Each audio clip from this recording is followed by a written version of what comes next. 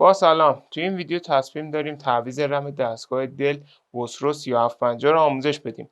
برای این کار دستگاه باید خاموش باشه و باتری رو از دستگاه خارج کنیم. در صورتی که باتری رو دستگاه باشه، برق داخل مادربرد وجود داره و ممکنه به دستگاه آسیب برسونه. خب برای این کار دستگاهمون رو برمیگردونیم. ابتدا باتری رو از دستگاه خارج میکنیم به این صورت. رم ما در این قسمت قرار داره که شروع میکنیم به باز کردن درب قاب کف دستگاه. خب رم این مدل دستگاه رم DDR3 هستش که در پایین ویدیو هم نحوه خرید این کالا رو توضیح دادیم.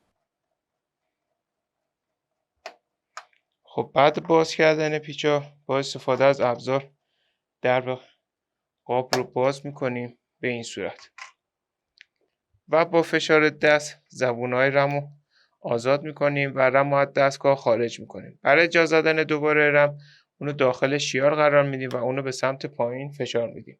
ما الان میتونیم رم جدیدمون رو جایگزین کنیم. حالا برای آشنایی با نحوه خرید این کالا به ادامه ویدیومون توجه کنیم. برای خرید این کالا میتونید به آدرس www.iranfso.com مراجعه کنید و یا عبارت کامپیوتر افق رو به صورت فارسی در مرورگرتون جستجو کنید. بعد این کالا رو خریداری کنید.